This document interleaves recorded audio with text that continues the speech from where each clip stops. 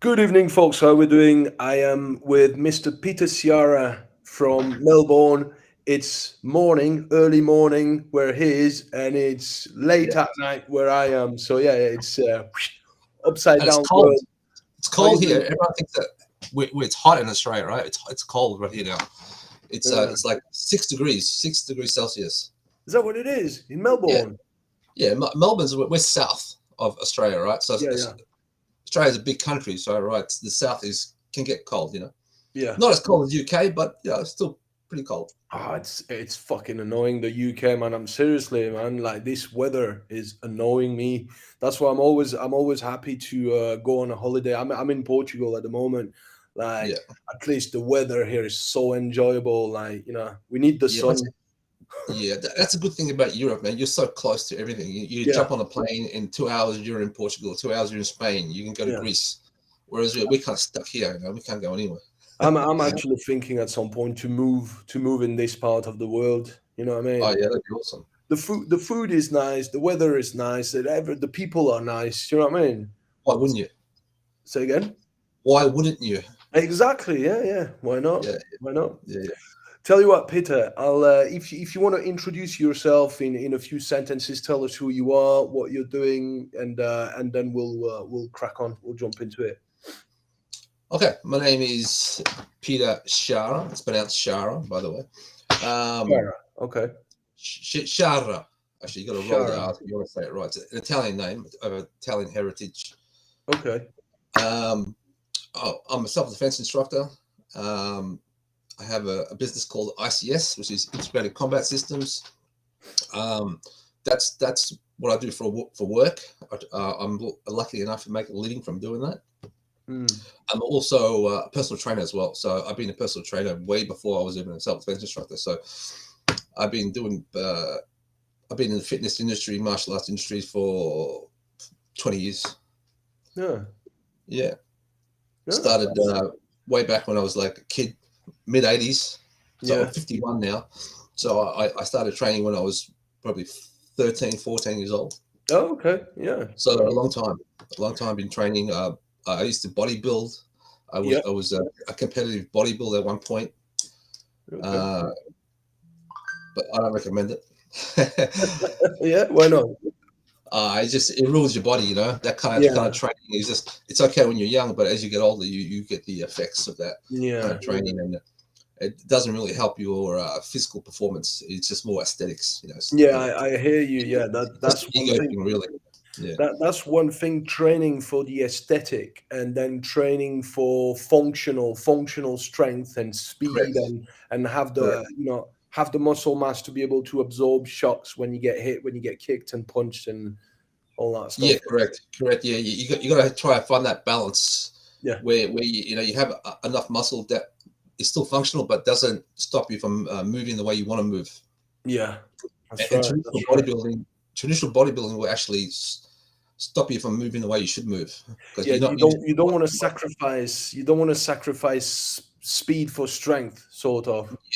yeah, and it's also the way you train. For example, if you're lining out doing a bench press, Mm. you're not using your body how it would be using in real life. Hmm. You're just strengthening your tricep, your chest, shoulders, Yeah, lying down. You're not actually using your core. You're not yeah, using the rotational sort of strength. It doesn't. It actually hinders your physical abilities. performance. Yeah. I feel. Yeah, that's my Okay. opinion. Anyway. Yeah. So you were born in Australia. Is Yes. Melbourne where you were born? Yeah. Yes. I was born here. Yes. Correct. Okay. How was it growing up over there, man? Was it a bit rough? No, like have you been? Um. Look, depends on the area. Yeah, yeah, Where you grow up. Some areas are pretty cool, not too rough. yeah, There's some other areas can be kind of rough. It just depends. I guess a lot of cities are like that. yeah, yeah, for But sure. compared to other parts of the world, it's not too bad. It's not too bad at all. Yeah, Okay. yeah. So this is one thing I was curious about. Is there any? You know that every country have got some type of martial arts. Do you think Australian have some martial heritage? Do you think there is like such a thing as a Australian martial arts? Maybe the Aborigines? Do they have like a fighting style or? Originally, not that I know of. Not that I Yeah, know of. Oh, hang on, we've gone now. Can you still see me? yeah, yeah. I can see you, mate. Yeah. It's gone blank here. Oh, here we are. We're back. You're back. Okay. Um, I don't think so. From what I understand, the Aborigines were quite a peaceful people. Yeah. Yeah. So I don't think they had anything like that. Obviously, they were hunters, Yeah. and they hunt their food. So they're pretty good with the spears and boomerangs, that kind of stuff. But Yeah. I don't know if they actually had a fighting. I don't think Australia has a fighting sort of Yeah. martial arts background. I mean, we're a pretty new country, really. I mean, Okay. we've only been here for like, as far as the English settlers, 200 years. Yeah. So, but we're Okay. getting there. You're getting there. We're getting there. So you said you started the martial arts at 12, 13 years old. What Yeah. did you start? First of all, what actually drove you to start martial arts, and what did you start with? Um, what even before my first lesson, I was doing martial arts. I was practicing kicks in the backyard. Yeah. It was something I saw on TV, and I just started uh, doing it. Actually, to go way even before that, I think I was first influenced to train. To actually, the concept of training was from watching Rocky. Yeah. Yeah. I Yeah. went and Yeah. saw Rocky with my father. I would have been maybe 10 years old, 11 years old. This would have been probably 85, sorry, 83 or something around Mm. there. And, watching that movie, you got to understand that was a period where we had no internet, no nothing. You're a kid, you knew nothing. All you had is, a couple of channels on TV, and that was it. Yeah. So watching Rocky and the whole concept of being able to train and improve yourself physically was my first sort of exposure to that. Yeah. So I remember, like, the very next day, I was so motivated to do that. Right, that was like, I'm gonna do this. I drank some raw eggs.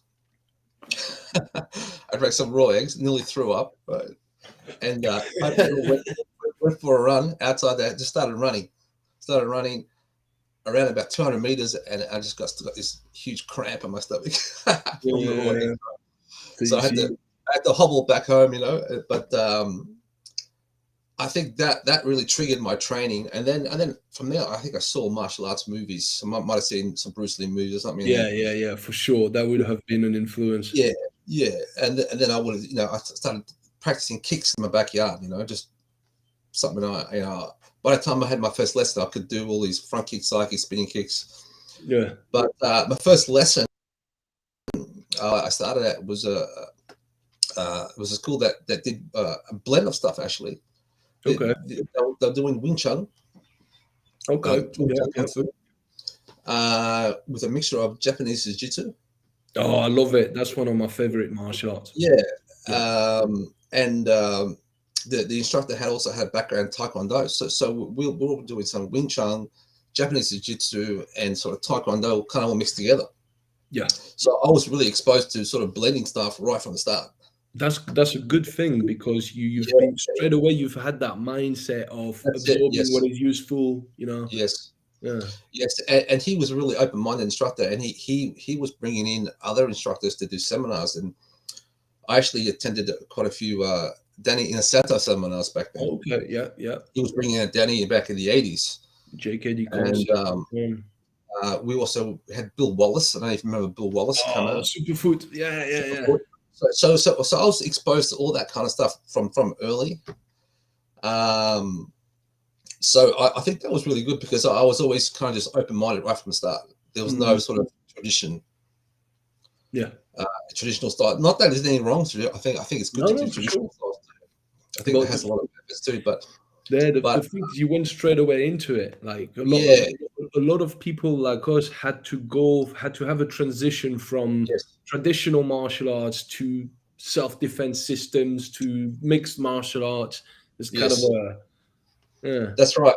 That's right. And I think that's still a good thing as well, because they've developed a great foundation. Yeah. It worked out well for me, because I think I was quite athletic. I was always a good athlete. So I was able to absorb that really quickly, take it all in, and it was a good great foundation for me to move on to other stuff from there. Yeah, Yeah. Yeah, yeah, the good thing is like straight away, because you had a mixture. You had the different dimensions. With the traditional jiu-jitsu, obviously, you had all the takedowns and the grappling and the yes, wrestling. yes, And I mean, the traditional jiu-jitsu, it's a very, very complete art as well. And so there's the yes, striking as well. And yes, the Wing Chun was a different, yeah, Wing Chun is one thing on its own compared to the yes, rest of martial arts. It's very, very, yes, how to say, particular. Yeah, I yes. like Wing Chun Yeah, for a very I guess they specialize in just one range. yeah. There's one range of fighting, is that trapping hands range, where you make contact with their arms, with your arms, and Mm, that's the range they kind of stay in, or that's where they want to be, the Jesus. Uh, and I think Wing Chun, I think it's limited with a lot of stuff, but what it did give you, it gave you attributes. Yes. Yeah, it gives you a lot of the concepts of, economy of motion Yeah, yeah. is very important in Wing Chun. So you can Close apply tolerance, that narrow stomach. same concept in your other stuff that you do as well, right?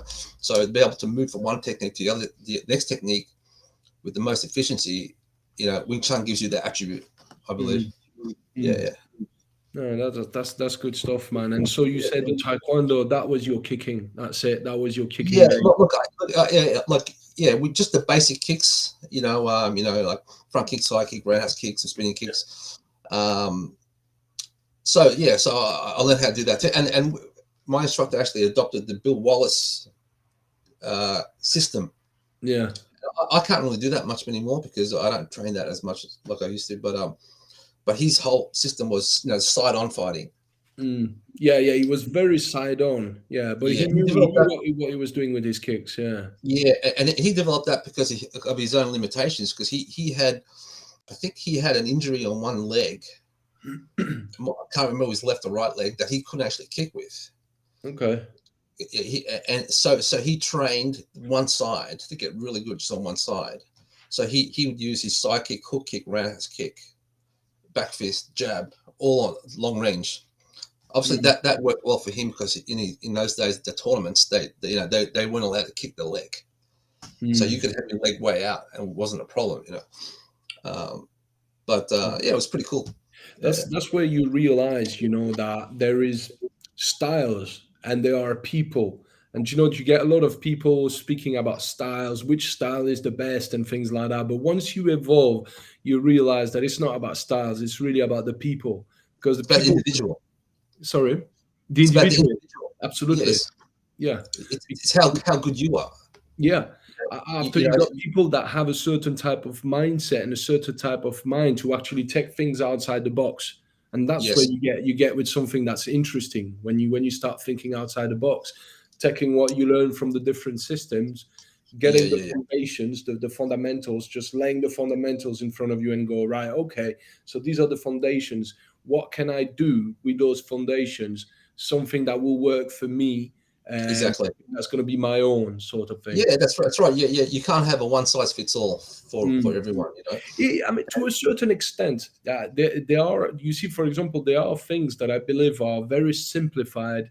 Like you're familiar with urban combatives, Yes, Lee Morrison, and I yes, was an instructor under him, and that stuff to me is very, very simple. I think it's yeah, stuff that most people could learn without yes, needing too many attributes. Do you know what I mean?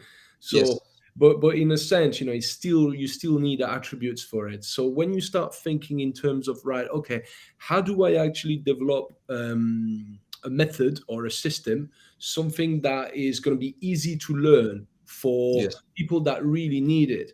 And that's something I understood only recently, is that the people that really need this stuff are the people that can't fight. Isn't it? yes, yes. That's right. It's Yeah, the yeah, people like you and I. We're martial art athletes, so we know how to kick, we know how to punch. But what about the yes. people that don't know that stuff? What can we That's right. actually create for them to Yes, actually give them a fighting chance? You know what I mean? yes, yes. Correct. Yeah, yeah. Yeah, it's true. And that's can be challenging. Because there's Absolutely. Yeah. yeah, you do require a certain amount of athleticism You do. Yeah, that's You true. That's the truth. know, there's a scale. There's people that are super athletes here. There's people that are hopeless right down here, right? Mm. And and most people are closer. The average person is closer down there, and unless they put in the hours, Yeah. and they're not going to even get close to that scale, uh, and the majority of people that train with you, they're coming once a week, Yes. maybe twice a week, right? Yeah. And they're not doing any other training, besides that. So it's very difficult for them to sort of get there, unless they're It's disciplined. true. And because what we do, obviously there's a lot of things involved. It's not just if you're learning just one thing, boxing, for example. We cross trained. We cross We trained. There's yeah, a lot of different yeah, stuff. we're doing boxing, we're doing palm strike, we're doing elbows, we're doing knees, we're doing grappling, we're doing weapon defense, doing ground stuff. So there's a lot Mm. of stuff to cover, and you're not going to get good at that if you come once a week. Yeah, You're just exactly. not, No, for sure. and you're not an athlete. You're not a natural athlete. So it is challenging. Yeah. Even though And we try people, to simplify things, fighting is complex. yeah. You know what I mean? There's so many variables that can happen. Just spar with someone, get in a grapple, see how many different ways you get it. You get you get tied up. It's unlimited. You Mm. know, every time you fight someone, it's never the same. It's going to be so many different variables, and unless you have answers to this, answers to that, Mm. um, it is complex, Yeah. and you can try and simplify it, but it's not that simple. It just isn't. For sure. You still Yeah, need the attribute. And yeah, that's yeah. what I'm saying. That's why I've always kept my practice in combat sports on the side. Do you know what I mean? Yes, Even though I was doing combatives and I was yeah, yeah, teaching combatives and learning, yeah, I never gave up my boxing. I never gave up yeah. my judo. Do you know what I mean? The stuff that I kind of grew up with, and that's the Yes, foundations. That yes, should be the foundation. So you needed like a solid standing game, and I'd say that Thai boxing and boxing are the best for that. And yes, then a solid grappling base, which would be jiu-jitsu, judo, sambo, Greco-Roman wrestling, or wrestling. all Yes, that stuff. And if you got these two things and you put them together, and now on the top of that you sprinkle all the dirty yes, shit, the yes, eye gouge and the tearing, yes, ripping, yes, scratching, and yes, the weapons and all that yes, stuff. yes. When you have that foundation in those arts, then when you put in the street stuff, then it's effective. Yeah, If you know nothing, you show and you tell someone, "I just gouge them in the eyes." That yeah, will only get you so far. That will only get you so far, and of course. you need that foundation in the sports. Yes, exactly, in the sport combat arts. I agree with that. Yeah, especially in wrestling. I reckon wrestling is one of the best arts to do. Really, Yeah. just mix it up with a wrestler one day. Have a bit of a grapple with a wrestler. Man, they just put you on your back. Oh You yeah. know, Especially there's when so you start grappling with people that are heavier than you, and you get knocked to the ground, and your wind knocked out of you, and you get like heavier people. It's difficult. Yeah, yeah, it's difficult. That's one of the things that attracts me about ICS is the jujitsu stuff, the street jujitsu stuff that I see in yeah, there, yeah, yeah, the yeah, yeah. takedowns. Yeah. I think the traditional jiu-jitsu has a lot of great stuff. Yeah, And I think it's kind of been forgotten about because of the how popular Brazilian jiu-jitsu come. yeah. But that's where it comes from. Brazilian That's where it jiu-jitsu comes from. comes from the Japanese, the That's right. Japanese But side. I think a lot of young generation don't know that Mm. Yeah, yeah, it's true. Yeah, yeah, because it's kind of been sort of taken over by BJJ now, yeah. and people think that's where it originated from, but But it's not. BJJ is only a fraction. It's only a fraction of what traditional jiu-jitsu is. If Yes, you look at the traditional jiu-jitsu is one of the most complete styles out there. There is the boxing, the kicking, the throwing, the grappling. It's all there. the Yeah, joint locks, all that kind of stuff. yeah. Yeah, it's all there. Yeah, Pressure points, all that shit is there. yeah. It's got a lot to take from. Yeah, definitely. For sure. So what about training methodology, man? What do you think? What do you think is the best training methodology in order to get good in combat? So like kind of thinking in terms of look, for example, if I give you like the way I think, the way I train, the way I teach is, I'm gonna have attribute development. I'm gonna have an attribute development phase where I'm just focusing on developing attributes, Yeah, see what I'm good at, see where I need some work, and focus on what I'm not good at so that I can get yeah, better at it. And yeah, then once I put this to the side and I have like a technical development phase where now I'm learning to put these attributes in play, yeah, in some sort of skill set, some sort of technique and skill set. And then once yes, I got that technical development, I put it to the side as well, and now I go on to something called fight development, where now we do scenario training and we yeah, gradually increase the pressure until we end up having to face like an assailant 100%, like 100% non-compliancy, gradually get to that. Basically, in terms of training methodology, that's what I like to use. But is uh-huh. is yours kind of similar, or do you So, think? would you mean in a classroom environment, or you mean like just individual training yourself? Okay, so because everyone is different, so Yeah, obviously, if you do have a base, like we say, if you have a grappling base and you got a striking base, then yeah, you'll be able to have that accelerated learning for yeah, yourself at least. But now if yes, you have to teach, that to people, how do you build that skill set in people? yeah, Are there steps? Are there like yeah. Yeah. I would, if I'm teaching someone and they their main goal is to improve and get better, yeah, and they're willing to put in the time. I would recommend for that person to pick up one thing. One thing. It might be, say, if they're a beginner, for example. All right, you're going to learn. It might be a palm strike, for example. Let's say yeah, a straight palm strike, thrusting palm strike. For 1 month, all you're going to do in your own training is that strike. You're going to mm, work on that strike. You're going to work it with footwork, without footwork. You're going to work it on the bag. You're going to work on the speedball. You're going to work on the pads. Uh, be creative and find so many ways that you can train that one thing, I and like that. Yeah. do only that thing for a month, nothing Hmm. else, every day, 5-6 days a week, at least 20-30 minutes. By end of that month, your improvement in that technique is going to go way up here, because you've done only that. And then the next week you might do something else. Or the next month you might do something else. It might be a front kick. Pick anything, just basic stuff, right? And over time, you're going to really improve a lot, And when you come to your classes, you're going to do a variety of stuff. You're going to do a lot of stuff, right? But in your own training, you're going to specialize. And that was something that was taught to me when I was young by my instructor. I think that's a way to really get good, because if you try and do everything all at once, say for example you have a training session and I'm going to do all my strikes, all my kicks, Yeah. you're only doing a little bit of each one.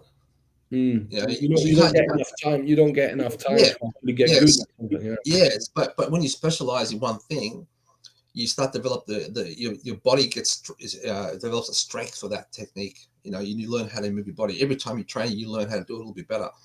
Your brain tells your body, this way works better for me. This, you find your way of doing it that works for Yeah. you. So I think if you can be disciplined and do that, over a year, even someone who's unskilled can go way up here Mm. in the basic skills, right? And now they learn how to learn, Yeah. and then once they get better, all right, I'm going to learn this takedown, for example. So I'm going to get together with one of my fellow students, and we're going to do repetitions of this takedown. I'm going to visualize it as well. When I'm doing nothing, I'm just going to think about it. And by visualizing it, you're doing the reps, Mm. and you're going to get better even by not doing it. Yeah. That's But that, interesting what you're saying. Yeah. I but was that, going to. Go on. but Go on. you have to almost be obsessed. Yeah. You know what I mean? If you're not obsessed and you don't think about it all the time, you're not going to get that You're good, not going to right? get any better. Yeah. But I remember when I've learned something, I'll just naturally think about it. I'm Yeah. just Me too. Yeah. visualizing it. I would just go over it in my head, and then I'd find when I go back to doing it, I actually improved Mm-hmm. because I just thought about it so much without even knowing that I did that. it's visual, it's visualization. I've been doing that as well as a kid. All my life I was like, what I used to do is I used to watch movies and stuff, and or watch like YouTube Yes. videos, and I used to just get in my room, just lie down on my bed, close my eyes, put some Yeah. Prodigy on, some proper heavy like Prodigy Uh-huh. music, and Yeah. in my head I would just visualize all my skill set, all my punches, my back Yeah. fists, my side kicks, my front kicks, Yeah. all Yeah. that Yeah. stuff, and I would visualize opponents coming from all sides, from my 12, from my 6, from my 3, Yeah. and I'd be like, and just by visualizing, you can Yes. actually get better, and that has been scientifically Yeah. proven. Correct. That's That right.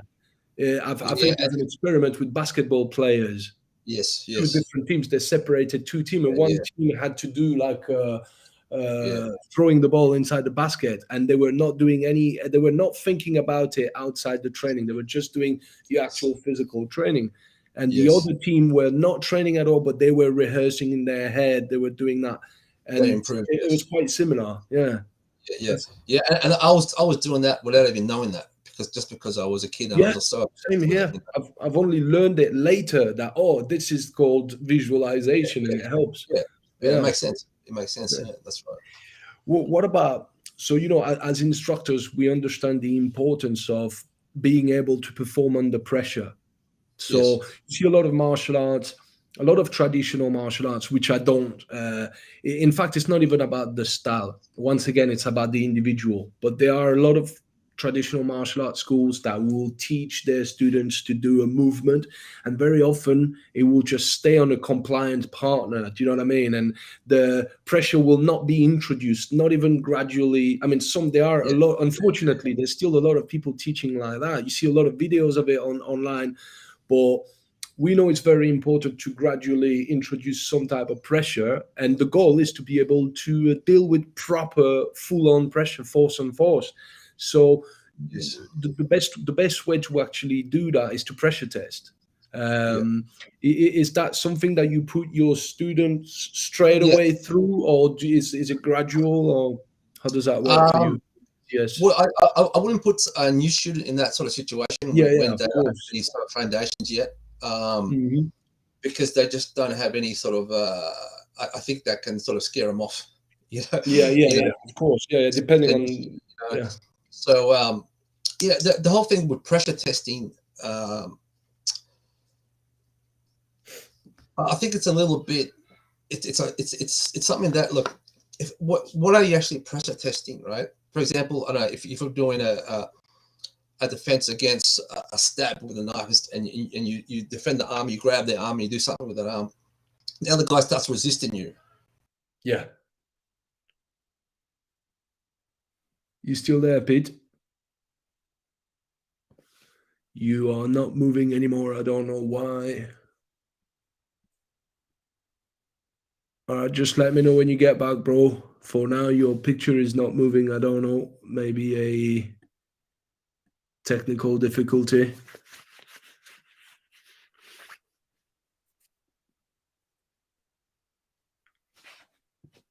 You still there, bro? Hello, hello, hello, hello. You there? You're back. You're back. It was like at least a good 20-30 second freeze. Yeah, yeah, yeah. So you were Okay. talking about pressure testing, yeah. Yeah. About the knife. So you were talking about the guy coming at you with a knife, you block, grab him, and he starts to give you some resistance. Right. Right now. So I can say I have a certain technique that I'm trying to do. It's going to be a grappling and wrestling sort of technique, because Yeah. if I use my strikes, I'm not really striking my partner. I can't really elbow my partner in the back of the head as hard as I can, No, yeah. because he's my training partner. We can't do that, right? Yeah, yeah, you got to I can preserve him. simulate it. But I'm not going to get the response that I would get if I really hit him. Yeah. He's still giving me that resistance. He's trying to fight back. But if I hit him 3 times back at the head as hard as I can, Yeah. that may diminish him in a real situation where I can Sure. do anything I want to him. That's why it's a good idea to jump on the ring, and to have like like Thai boxing or MMA. I think is Yes, great for that, because it gives you this.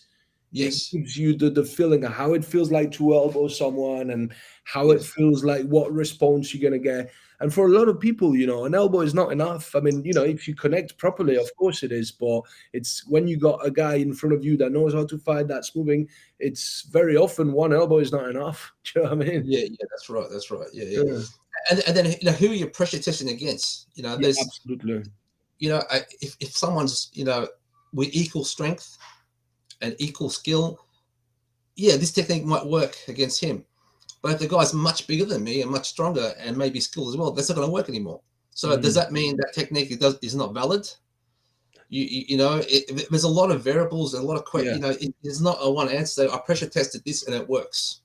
yeah, yeah. Against Maybe, who? maybe, maybe, maybe not. Yeah, Um, so I think with pressure testing or combat scenarios, as we would call it, I think you have to sort of have good training partners that can act role yeah. play a little bit. All right, you're Hmm. going to hit me with that strike. This time I'm not reacting because you didn't do damage, but this time I am going to react. I'm Yeah, going to play like I've been diminished or hurt. I think there has to be kind of a bit of your partner give you different feeds. different types of energy. Yeah, yeah, yeah. Yeah, different types of energy. It's complex. It's not an easy thing to do, right? And I think you have to have solid stuff that can work, Yeah, and do the reps so it becomes part of your muscle memory. yeah, So you react without thinking. This happens, your body goes to that technique yeah. or It concept, becomes it whatever it may be. becomes unconscious competence, as they call Yes. it. Yeah, Yeah. And I believe, I'm a believer in. Some people talk about uh, you know fine motor skills and gross motor skills. I think yeah, you can do anything if you're good enough at it. You could pull up yeah. anything technique if you've done the reps and it's in your muscle memory and you react without thinking. Hmm. Um, The, yeah, the thing when they speak about the fine motor skill versus the gross motor skill is mainly a question of physiological changes when you go reptilian brain, and the blood yes, is basically shunted away from the extremities to gather at the yeah, center mass. As yes, the blood is not flowing as much on the limbs, it takes away your dexterity, and it's quite yes, difficult to. It really yes, depends how you can deal with your adrenaline. If you can maintain your heart rate below a certain threshold of like 100 beats per minute, then you yeah, yeah, can retain your cognitive functions, retain some blood here in the neocortex, prefrontal lobe, and yeah, therefore retain your motor function to a certain extent, which means having right, more blood flowing on your limbs, and yes, now you can move better. But it's not for yes. everyone. It really depends how you deal with the adrenaline. That's right. Everyone deals with that differently. Correct. Yeah. Yeah, yeah. Yeah, I think it's important to put yourself in those sort of situations in training as often as you can. But it's never going to simulate the real thing, though. You Yeah, know, yeah, yeah, of course. because even though you put yourself in a situation, you still know he's my friend in Yeah, class. He's not yeah, really trying to hurt me. He's pretending he's going to hurt me. yeah. Yeah, you're Opposed conscious. to You want to being in a real preserve your partner. Yeah. opposed to being in a real situation where I don't know who this person is and he's trying to hurt me. Then that's Mm. it is different. But that's the best we can do, really. Yeah, for As sure. opposed to getting into real fights. What is your opinion about using protections for? When I mean protections, I mean like proper full-on suits, like Tony Blauer type of suits, Yeah, or which I think.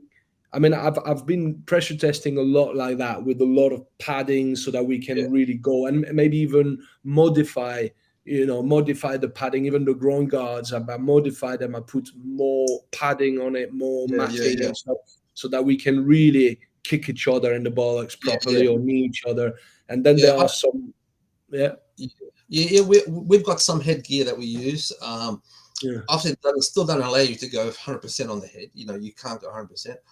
Um, There's one type of headgear that you can do out of American football helmet with a skull cap Oh, and right. the neck braces, but and we put padding around it, and it you can take pretty much a full on shot, but you have to Yeah, ride it. But yeah, all the other headgears you but can yeah, get knocked out but, through a head guard quite but even easily. then, you're still getting the brain splash, aren't you? Yeah, yeah, You yeah. still The like I don't want to be the person wearing that helmet and getting hit. it's an art as well. I'll be honest with you. In the world of combatives, it's an art knowing how to actually wear the gear and how to ride the shots, because Yeah, that is not easy either. That is not easy. Being, especially when the students are stressed and adrenalized, and yes, they're not yes. they're not There's they're no not control. holding back. They're just No, putting full shots on, and you got to that's be on right. the other end of it. You're like, That's fuck. right. I did. I remember I used to train in a place where they would put on that gear, but it's a lot of effort to put on that gear.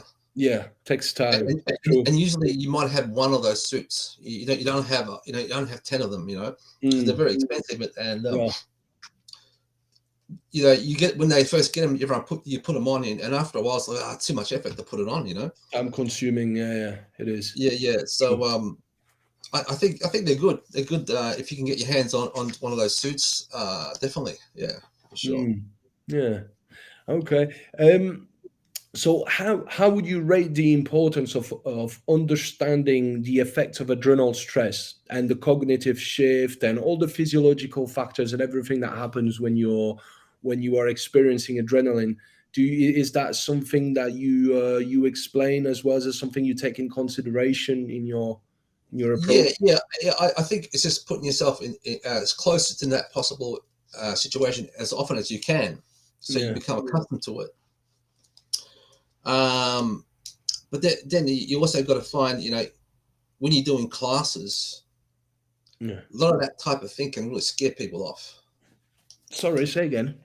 If you're running a class Yeah. and you have people come in, and if you try to do that type of training too often, Oh yeah, yeah, yeah. people want a lot of people don't come back. Yeah. I remember trying to do that kind of training in classes, and there'll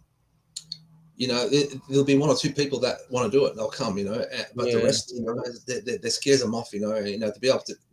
It's So yeah, it's a kind of balance trying to run a business, make it effective and true. realistic. And retaining It's a the good people. balance. Yeah. I That's think interesting what you're saying, because I'm thinking about yeah, the same thing. Like, yeah, I know that I got a group of people here in Manchester. They're game. They're people. They got the yes, right mindset. They game. They don't mind getting punched and punching yes, hard. Like, but not yes, everyone is like that. Not everyone has that mindset. And yeah, yeah, there are people that want to train, but as soon as they have to go through that stress test, you don't see them coming back, because yes, it's a bit too much.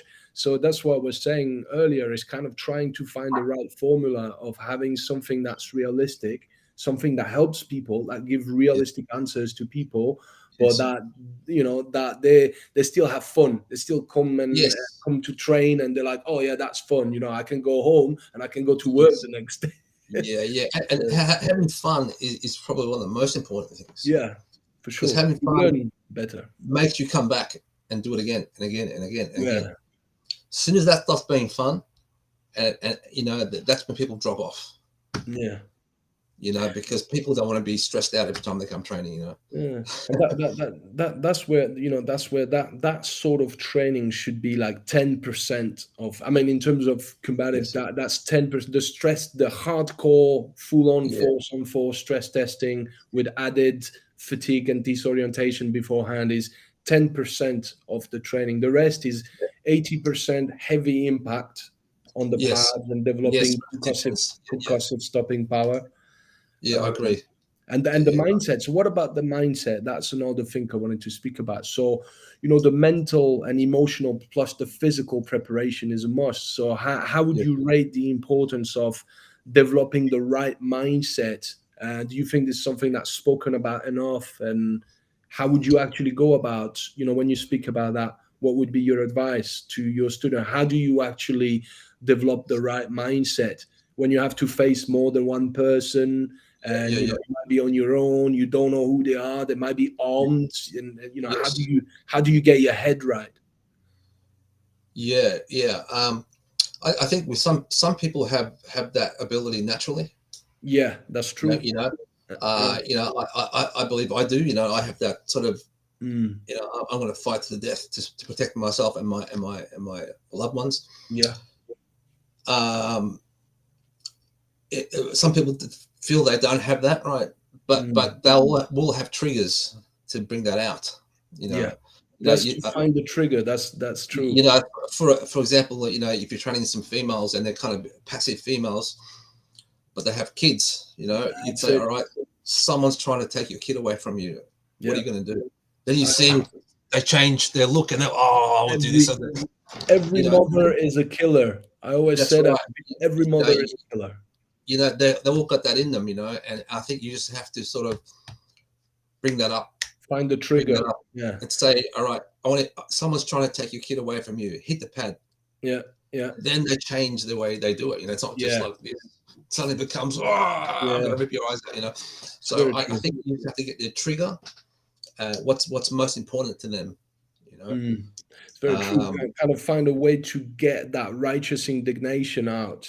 Like yes, if you don't fight, if you're not willing to fight for yourself, then at least are you willing to fight for what you love the most? What if yes, what you love the most was about to be ripped away from you? What would you yeah, do yeah, then? Yeah. yeah. And that could be your pet. It Yeah, could yeah, be, yeah, yeah, yeah. Absolutely, it man. could be Yeah, anything, you know, your it could be your goldfish. sister, brother, or whatever. You know, goldfish. Yeah, that's right. Yeah, man. Someone's take your cake away from you, Yeah. your donut, Yeah, yeah, yeah, yeah, yeah. I mean, everyone's got their motivation, man. whatever it I might like be. Yeah, so there is a way. It's like some sort of guided meditation, but it's not a relaxation meditation.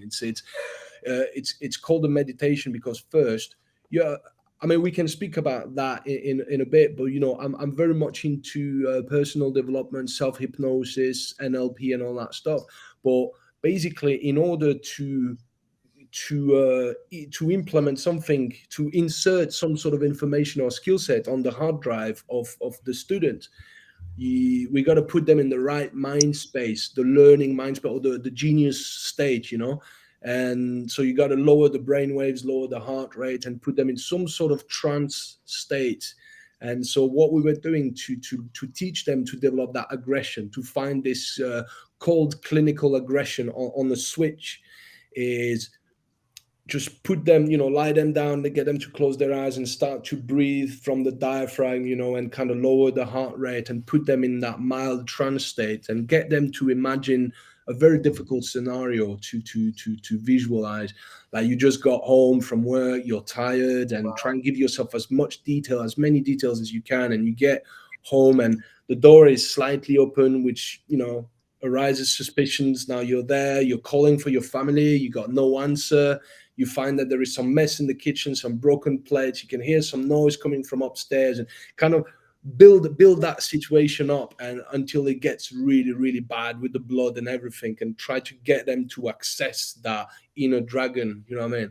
But then there is one thing teaching them to access that inner dragon, and then there is another thing: is how do you not lose control of that inner dragon? Because for a lot of people, especially yes, those that have difficulties accessing that dragon, uh, once they access it, they don't know how to put it back in the cave. So yes, they see yes, red, that and now they can't stop. And that's the thing. That's what we said on the switch. You want to be able yes, to have that aggression on the switch in your head where you can go on off. So the way that I yes, do is like I'm in front of the mirror and I smile. So I put myself in a soft mental and emotional state where I smile and I try to breathe and just relax. And from a yeah, smile, I got my target, like we'd have a pad in front of me, using solo pad drills. And I'm yes, just here and I'm smiling. And all of a sudden I go from smile to bam, to put all my yes, aggression. And then I go back yes, to my yes. smile. As soon Right, as I'm right. gonna go back to my smile, so it's like me flicking the switch on and flicking the switch off straight away. Yes, yes, yes. So That's yeah, yeah, interesting. it's neural based learning.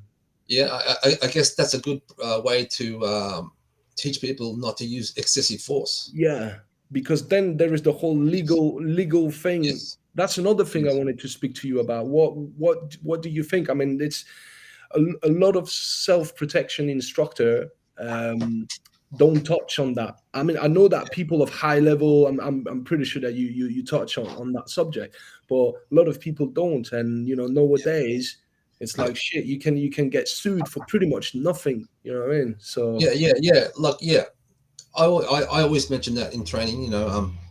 Just because someone attacks you with a knife doesn't mean you can take the knife off them and stab them 3 times. yeah, yeah, Because and if you do that in training, that becomes muscle memory too, right? Because I'd have students, they'll disarm someone on the ground and stab them. I'd say, look, you can't do that. yeah. Once you Because take the weapon, you become the. Once he doesn't have the weapon anymore, and you grab it, you reverse the predatory prey role. yeah, correct, that's right. Yeah. And you can use less than lethal tactics with a knife too. If you have someone's knife or a knife, I can use the other side of the knife to The hit other side, yeah. which is more of an impact weapon opposed to Absolutely. more of a lethal. This would be a lethal Yeah. weapon. This would be less than lethal.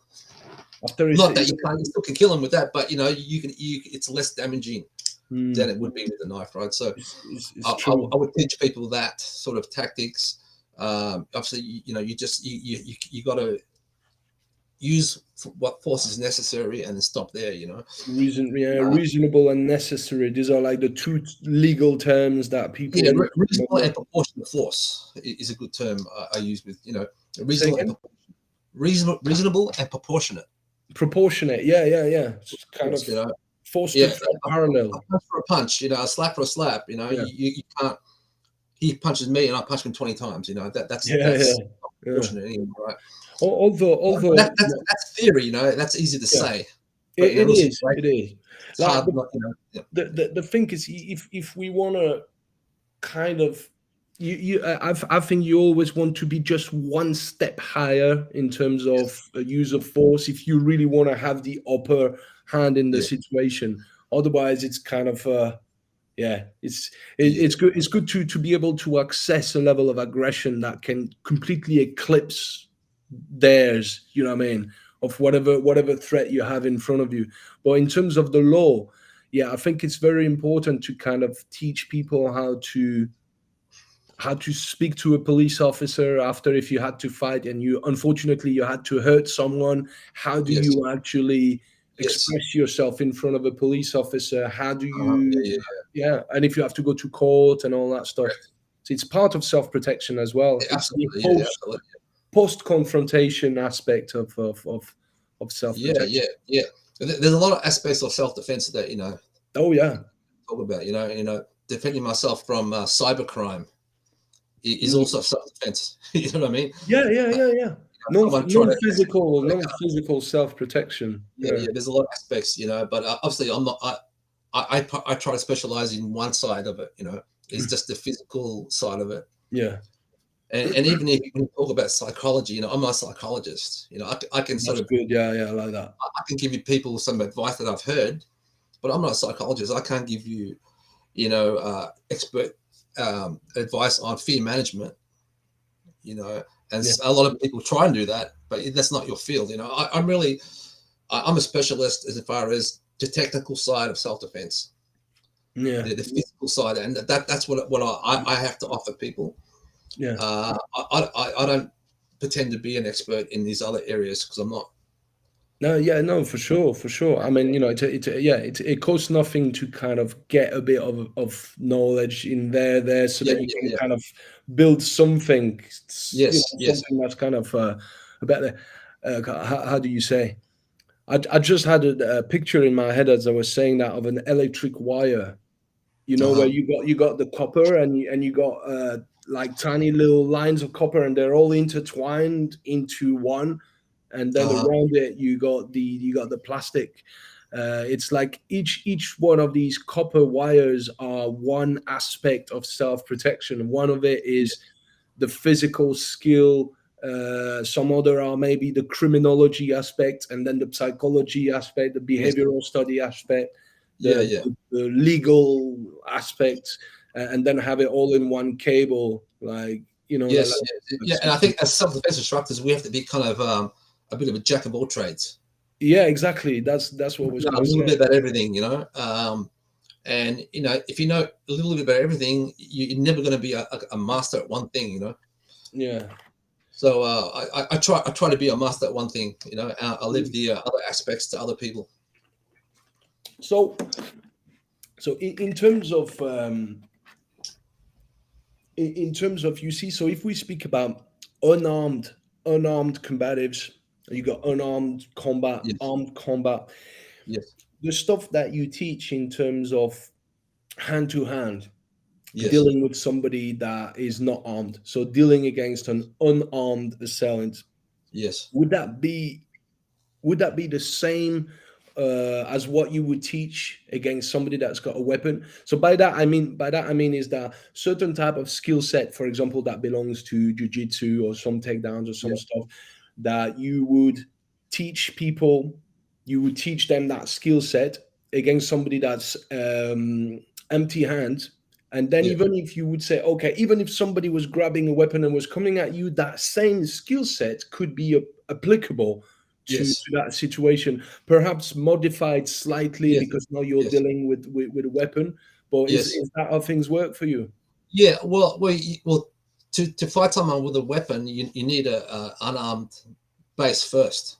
You need to be Yeah, able to fight someone unarmed yeah, first, and obviously, if someone's coming at you with a weapon, mm,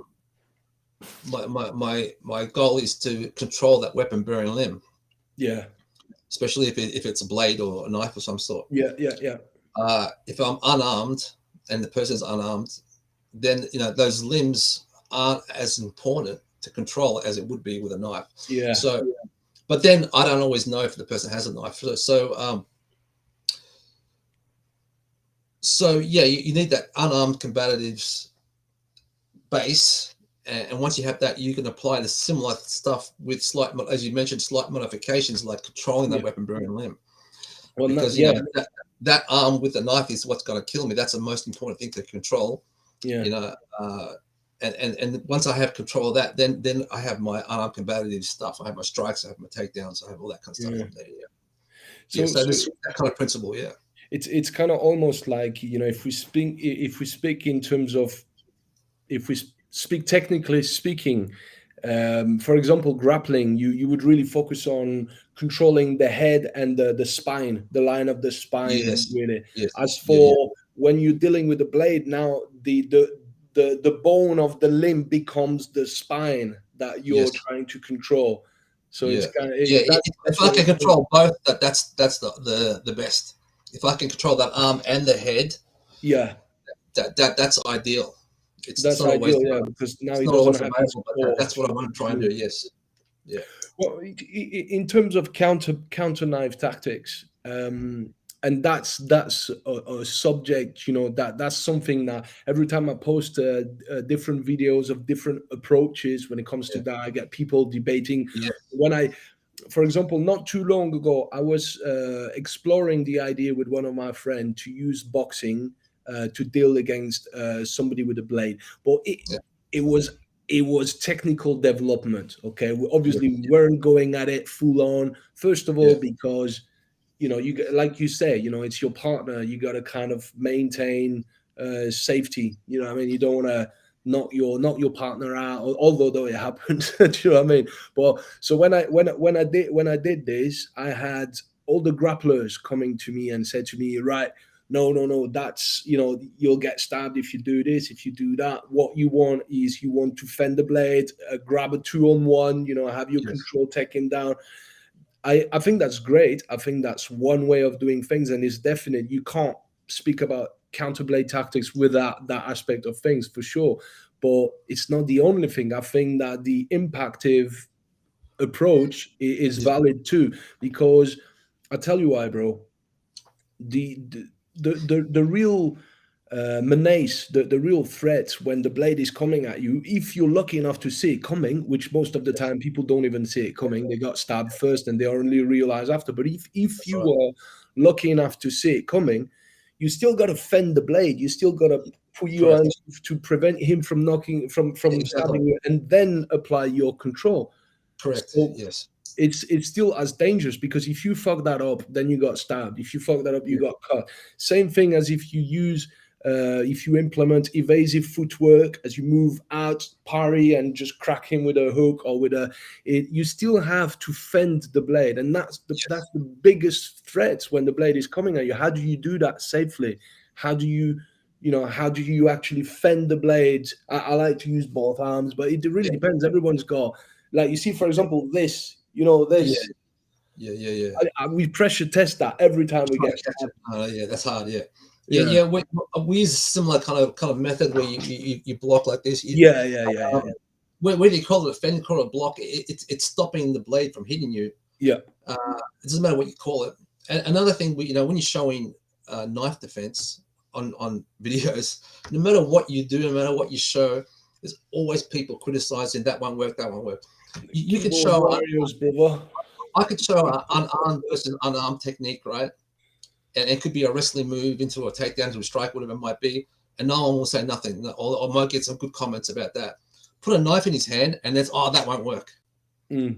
But it worked when he was unarmed. Why wouldn't it work? That it still can work, Mm. But showing knife stuff is tricky. Mm. You But know, that's why in terms of I like to try everyone's approach, and I like yeah, to put it in the yeah, lab and see if can I make this work. Generally, yeah, if we take a small plastic bottle, them small water yeah, bottle, yeah, and empty, yeah, and yeah, just go full on, just go like you yeah, can't really hurt each other with that bottle of plastic. You can get a yeah, black eye, okay, but if you put some goggles, and now let's see what's happening. Can I actually block that without yeah, getting stabbed, or the old red marker and the white t-shirt, yeah. or even older than that, the twig stick rubbed in dog shit. Oh shit. That's what we're going to be doing in Manchester. No, we won't do that. I mean, it's budget. It's budget. Yeah, We yeah, didn't yeah, have they didn't have the shock knives back then. You know what I mean? I've yeah. never even tried. Have you had the opportunity to train with the No, shock no, I knives? haven't tried it. No, I No, haven't. me No. neither. I mean, I could never really. I've never seen them. I've seen them on the videos, but Yeah, yeah. I've never They're used. illegal here. Everything's illegal here. Yeah. Oh, They're so illegal here. how is it in it's like in the UK, yeah? Any offensive weapon is like no, no, no, Yeah, yeah. yeah, yeah, yeah. You can't carry anything on you here. Nothing. Do you know what? Not even pepper spray. Nothing. I always said that those are instruments. They are like extension of the real weapon. The real weapon is here, man. If you want to hurt somebody, you'll do it with your fingers, you'll do it with your teeth, with your tools, with everything. But Yeah, you could have a gun and be a responsible gun owner. I know a lot of people in the US that are yeah. responsible gun owners and that have never hurt anyone and that would never hurt anyone. Do you know what I mean? Yes. Well, I'm sure that's the majority of people over there. Yeah. But then there's They there's are, the yes, aspect. they're always, but that's the thing, Peter. Like the criminals, they will carry weapon regardless of what the law Correct. is. So basically, they're making these That's right. laws only to make your life and my life more difficult by Yeah, taking that's our right. right to arm ourselves. Because That's right. Yeah, criminals yeah, will carry. yeah. That's right. They're going to carry it no matter what, but you're not allowed to. So Mm. Do that's up you to you to make the choice whether you carry it or not. That's do you teach improvised weapons? yeah. I like legally. I don't have one right here to show you, but a tactical torch is a good All improvised right, yeah, weapon yeah, yeah, because they're legal. You can carry a torch. yep, It has the function of being an impact weapon that you can hit yeah, with, and also has the function of having a bright light. yeah, yeah, yeah. And Blind person. if you're able to access it quick enough and have it on you at times when you need it, that can be a good improvised weapon. I usually Mm, recommend people to get one of those, and you can buy them online quite cheap, yeah, and you can carry it. yeah, So I always recommend that over most things. Yeah, yeah. I'm not a big believer in pens and stuff like that. Yeah, I mean, it really depends what you want to do, but yeah, in terms of, you see, for example, if you see in terms of like the way that I teach it, for example, is that we have, okay, three categories of weapons and 8 or 9 families of weapons. And the three categories of weapons would be weapon by design. So weapon Yeah. by design, anything that's been designed to kill, hunt, or wound. Yeah. Yes. Then you have improvised weapons, so stuff that are not regarded as weapons, but that Yes. you could improvise. So like Yeah. let's say you find half a brick, your friend is getting attacked, and the guy's got a blade, and you want to go and help your mate, and there is half a brick on the floor, and you take your t-shirt, put half of the brick inside the t-shirt, and all of a Yes. sudden you got a kosh or a decent sized padlock inside a beanie hat, Yes. or a rolled newspaper folding Yeah. to, or that would be something that you have improvised and turned into a weapon when it wasn't. Yes. That I think is interesting. I think it's interesting to know. And then you have weapons of opportunity, which is everything and everything, and stuff that you can pick up that are not weapons but that you Yes. could use as a, Yeah. as Yeah. a weapon. So Yes. and then the categories. Then you got impact weapons, flexible impact weapons, shields, projectiles, poisons, explosives, and you have environmental weapon, which is everything: walls, Yeah. Yeah. corners, tables, and all that stuff. But I think it's shit that we live in a world where the rulers, people running the world, have actually taken that right away Yeah. Yeah. from us. Because at the end of the day, that's what I say, your life to you is more important than any man-made law. Do you know what I mean? Yes. Yeah. Yeah. Yeah. So you will live in Yeah. a Yeah. world where we have to trust the police, trust those Yeah. Yeah. forces that are going to take ages to show up on the scene. You might get stabbed 20, 20, 30 times before the police arrive, if not more. Yeah. It's Yeah. mad, And, isn't and it? if you are carrying some sort of improvised weapons, for example, if Yeah. it's a torch, it's not good enough just to have one and just have it in your pocket and never actually practice to use it. Mm. Yeah. So do you practice the draw? Yeah, Drawing, yeah, like drawing your yeah, weapon. be able to draw under stress is Yeah, important, right? in fights So access. if I have it in my pocket and I've never pulled that out under stress, You'll and drop suddenly it. I need to pull it out and I get stuck here and then I get punched in the face, and that's not good, right? So Yeah. I need to be able to pull it out under stress, and that Yeah. that's a skill. That's a skill in itself. Mm. So to be able to draw your weapon and then actually use your weapon, Yeah. um, developing muscle memory, how to hold something and use something in your hand. Now, if you never hold a weapon in your hand, you start using the weapon, your athletic performance actually diminishes because your brain's not wired to hold something and perform Yeah. athletic maneuvers. It's true. So if you do the repetition, just like a tennis player is very skilled with holding a racket and moving, Yeah. whereas someone who's never played tennis, their athletic performance diminishes with something's in their hand. So you need to do the reps and hit objects with your weapon, and Yeah. and don't forget that you have another hand, you have other two legs as well. Don't Yeah. become obsessed with just this.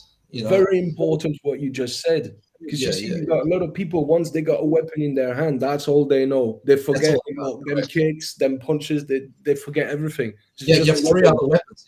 You have Yeah. your other arm, two other legs. Oh, Your and the head. head, Yeah, the yeah, yeah. bite, All that everything. stuff. Yeah, Yeah. yeah. You have so many. Yeah, yeah.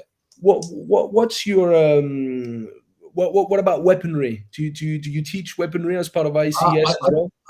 We do a little bit knife. Yeah. I wouldn't say it's my specialty. I know a Sure. decent amount of stuff using a knife. So I think you have to have a complete system. You have to have some aspect of weapons, even Yeah. though we can't carry knives. Yeah. Every household, every kitchen, every building has knives in there. Yeah. At some It's true. point, you could pull a knife out and use it. And if you're not accustomed to know what to do with that, like we mentioned before, you don't have, you should do some training with weapons. Yeah. Depending on where you live. If in the US, you should do some firearms, Yeah. impact weapon, and knife. They're the three things that you need to sort of cover. But UK, Australia, firearms aren't a big issue for us here. Yeah. So Same here. so knife, impact weapon, you should have some training in that as well. I get a lot of abuse on certain videos of people that said to me, like, why do, because I do train firearms. I mean, my father was in the special forces, and I grew up like training. I grew up assisting him in Eastern Europe. We were training the military and the police forces all over like former Soviet Union. So like firearms being a part of my education. Yeah. But UK, they really hate it. Like, you know, Yes. big age, like hate it. But I think it's still a skill set that I mean, in my sense, it's a skill set that should be worked, because even though it's illegal, criminals will carry it. And if Yeah. one day your life or the life of your loved ones depends on your Yes. ability to operate a handgun, work through Yes. malfunctions, or Yeah. Yeah. operate a rifle or a shotgun or a Yeah. revolver, you should be You able should to. have, you should have a basic understanding of Yeah, how a firearm works. Yes. yeah. Correct. So yeah, that stuff we just use the airsofting. That's the best we can do in this country, just See, because we can't use airsoft here. airsoft. Can you not use airsoft here? Airsoft is illegal here as well. Everything is illegal here. You can't No have airsoft. airsoft No like airsoft. BB Yeah, guns. can't have them here. Fuck, dude. Yeah. Shit. Oh, Yeah. yeah, Crazy. man. Cool. I tell you what. How about we gravitate a bit more towards personal development? Is that something that you're into? Or I love everything that's got to do with personal development. In order to become a better martial artist, but also a better human being. A bit on the spiritual development as well. I don't know if you had experience with that, but I've had some shamanic experience when I was 25, like back in 2012, and changed my life, bro. I went to drink Yeah. ayahuasca, it changed my life. Is that I, something I, you I, can I do? actually went to a couple of ayahuasca retreats here Okay. in Victoria a few years back. Yeah. We did ayahuasca and mescaline. Yeah, San Pedro cactus or San peyote. Pedro. San Pedro. San Yeah, Pedro. that's it. I love it. Yeah, yeah. I love it. I had some pretty full on experience from that. It made me look at myself differently, Yeah. and I don't take myself so seriously anymore. You know what I mean? Yeah, it gives you a dimension of self-awareness that you might not have had before. It makes you look at yourself and look at the universe and life and your place in it, the role that you have to play in all this. You start Yeah, thinking about it, because the thing is, we're so used to be stuck in this 3D reality, which you can call it the matrix, which is work, yeah, go to sleep, wake up, have a breakfast, go to work your ass off, come back, watch TV, and go to sleep, and that's it. yeah, That's your life. yeah, yeah, yeah. When in fact, when you realize the nature of humanity, the nature of consciousness, not only humans. Human is just one race on one planet. There is so many races. I believe that there's so many races and so many planets. Every stars that you see is a solar system with planets Absolutely. and life. Yeah, So absolutely. it's like you realize consciousness is consciousness. The same consciousness that inhabits us is the same consciousness that inhabits other beings from other universe. But the body, though, the way that we look after our body, it's like the body is like a battery, and in function of the nature of the battery will dictate how much energy can travel through that battery. How Yeah, can you raise your consciousness, yeah, so yeah. can we use our full potential? How can we use our full potential? And I know, because I've had some experiences where I was kind of super conscious. I Mm, felt self-sufficient. I felt like I didn't need anything. I felt like I was at mm. one with the universe, with everyone. I know, Yes. if you have drunk ayahuasca, you'll know what I'm talking about. This feeling Yeah, of yeah, yeah, interconnectedness, yeah, where yeah, yeah. you Yeah. understand we're all one. Yeah. What the thing that I got out of it is that we are one organism as humans, Yeah. and we and each individual organism has a role to play in our survival. Yeah. All right, and if you're given us some sort of talent or some Mm. sort of ability, that's your role to play in It's that your in that mission. It's your purpose. Yeah. Yeah. yeah. And I believe that I was always drawn to this sort of self-defense combatives train martial arts, whatever you want to call it, Yeah. to develop, teach people to protect themselves from the bad elements of that organism, because there's Yeah. bad elements that want to destroy other elements, Yeah. and we're there to give people that protection from that bad elements. And you might have a talent in building. You might be a good builder, right? So Yeah. your role is to build shelter for people. Mm-hmm. Or if you're a good chef, if you have that talent, your ability is to feed people. I think we all have a role, and some of us are lucky enough to pursue that goal. Yeah. Some of us are not. Some of us get caught up in society. Yeah. And now, you get married, you have a kid, you have a mortgage. Oh, now I have to do this job that I hate the rest of my life.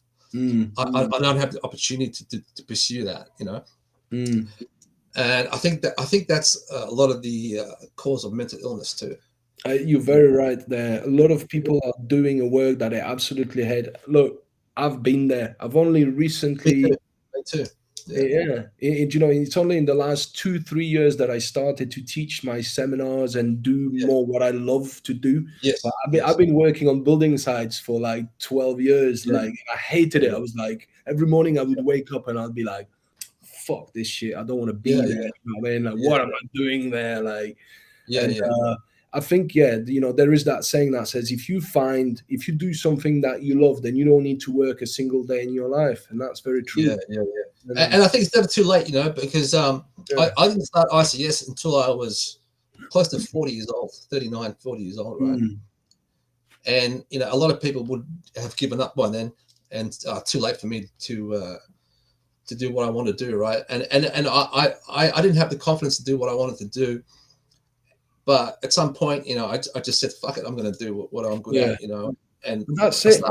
started late, but Mm. I'm still doing it, and you can always. It's never too late to start, It's taking a leap of faith, isn't it? Like Yes. that's the thing that a lot of people are scared of because they're scared of the unknown, scared Yeah. Yes. Well, you just freezed on me. people don't try. They don't take that leap of faith. And that's the main thing. It's like Yeah, people are scared to take a risk. I gotta jump out of the airplane. Oh, are you still there, brother? Yeah, you freezed on me All too. right, Yeah, I'm yeah, here. I've seen a little sign.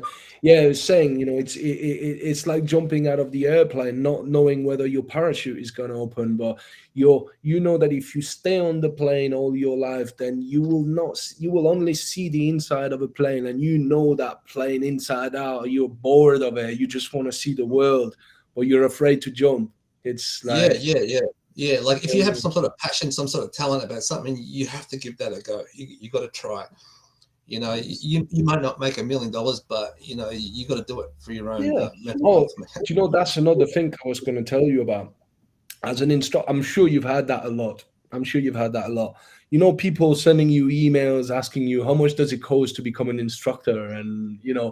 like you get obviously you get a lot of people out there selling online certifications and stuff like that, Yeah, and I'm like, what good is it going to do to a person? Because you want to learn how to look after yourself, yeah, and it's like now you get kids, 9-year-old, 10 years old kid with black belts, and you're like, you know like it really depends of people, but I get sometimes people sending me that sort of email, and I'm like, dude, a paper is a piece of paper, and then there is the other side of it, is there is you can fight or you can't fight, and it's I've had people email me who want me to send them instructor certificates without doing nothing. That that's they mad. want to represent me in Come their and country. train and see if you can, and like show me what you can do. If Yeah, you can do exactly. it, then that's one thing. Exactly. Yeah, that's crazy, man. Like when it comes to all that, that's why I said, the black belts are here to make sure your trouser doesn't fall. That's it, man. You know what I Yeah, mean? Nowadays, anyway. Back in the days, it meant something. Like, but now yes, this day and age we are in, it's like yeah, yeah. change. Well, I with what I do, I have basic sort of 3 levels. We have 4 levels. We have basic instructor, we have Yeah. advanced, we have expert instructor and master instructor. So basic Oh, instructor, okay. basic instructor is basically the first 3 levels, and we run courses for those. So you can learn that stuff in 3-4 days. Mm. And if you're good enough, you get a certification. But to get the top level, it's going to take 5-6 years at least. Yeah, yeah, but Of that's good. That's training, what it should be. So And it's when I run something instructor guaranteed. courses, yeah, people think, oh, you give instructors out really quick, Mm. but it's not like that. We're just doing the basic level instructor first. Then Mm. once you've done that, it's a year has to pass before you do the next level, at least. And you're not gonna pass unless Unless you can actually do it. That's the you're most competent. important, isn't it? Yeah, Yeah. exactly.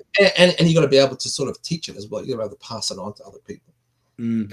That's another thing. You see, learning how to teach. So in terms of, like the training methodology and pedagogy, and how do you actually pass on the message, and well, the way we were taught by Lee Morrison, who's one of the best teachers I ever had. I even believe, I'd even say one of the best guys in the world. Um, he was always saying, it's all about neural based learning. So understanding that the brain is like a hard drive, and what is the best way to transfer that bit of information onto their Mm. hard drive, so that when they play the hard drive, this is the information that comes out. Right. And not only that, teaching them the skill set under stress, so that they Yeah. can reproduce the skill set under stress. Now that's another thing. That's where you think, okay, it's got to be some sort of neural based learning, where now we chunk things down, for example. So that's one thing. If you teach a skill set to one of your student, and the more advanced students, you will show them the skill set, and if they're good visual kinesthetic learners, they will see you do it, and they'll do Yeah. it straight away, and Yes. you'll go, yeah, you got Yes. this. And then you got people that are much, that maybe people that are more auditory type of Yes. learners, or and Yeah. now you got to kind of break things down with words, and knowing what words to use, and it has to be concise and precise, and then you got to break the skill set down. So let's Yeah. say the full skill set is a series of 10 moves, and you break the moves in chunks of two, and then two, and then two, and then you Yeah. put two Yeah. and two, you got four and four, and then you put it all Right. together. Do you use that as well, chunking down, chunking back up? Yeah, like you said, depending on who you're teaching and their learning Yeah. ability. If you're training people like you mentioned before who don't have that ability yet, I would show them a move or whatever it might be, and I'll just let them do it. Let them do it, and then pick one thing they did wrong. There's probably 20 things they did wrong, but we'll just pick one. Yeah, yeah. And let's do that a few times. Let them do the other stuff wrong for a while, because if you give them too much information, it's too Yeah, much. it just overloads. You know, Yeah. it's too much. They're not going to comprehend. So once they get that one down, all right, let's now do this. Add that to it. And I think if you do that, I think that's probably the best way to teach people who don't have that natural ability. And even then, sometimes they never get it. You get some people who just don't have that mind. Some Mind people are body not connection. paid for it. Yeah, it's true. You have to have some sort of. If you get people who've done yoga or people who've done dancing or something, they have a body awareness. Yeah, like a coordination, Yeah. some type of coordination. Yeah, yeah. Just aware of what their body's doing. They're able to take instruction, and whereas some people don't have that, and it's going to take them a lot longer. And there's only so much you can show them. They're on their own journey. They have to work it out. Yeah. Yeah, It's true. that's how I see it. Yeah. What do you think about the soft skills now, the non-physical options of self-protection? So like speaking about the different types of awareness, like environmental awareness, Yeah. situational awareness, behavioral awareness, personal awareness, all that stuff. Uh, what do you think about it? What do you think about the importance of having this as part of self-protection? Yeah. Yeah. Well, one of the best form of self-protection or self-defense is not to be there. Not to be there, yeah, yeah. Avoid and To be there, escape. you know what I mean? I mean, if you're going out to the bars in the city area 3 a.m. in the morning, you're putting yourself in a position where you're gonna sooner or later get in some sort of altercation with someone, right? Yeah. So don't go there. Mm. if you are there, of course, you need to be always have a be aware where you are and who potential threats could be and that kind of stuff. Yeah, And it all depends where you are, who you are, you know, you know. So yeah, I think that kind of stuff is important. Avoiding situations, being aware of what potentially could happen, and putting yourself in a position that you can escape or you have access to yeah, weapons. You've access, if you're in an area where you have a bunch of drunk males on the other side of the room, yeah, all right, something could happen here. Well, what do I have that can be used as a weapon right now? yeah, yeah, yeah, Check. I have that. I have this. I have that. Where are my exits? yeah. All that kind of stuff. If you Environmental can sort of awareness. make a scan every time you go somewhere like that, that helps. Mm. Uh, or have a what we call a crisis rehearsal in your mind. Yeah, All right, contingency plans. Yeah, so you have a scenario that could happen, and you go over it in your head, and you do it. And then if that scenario does happen, you have more chance of actually reacting on that like a scenario. game plan. Yeah, yeah. Yes. Yeah. Yeah, true, true, true. Are you familiar with the work of Richard Dimitri?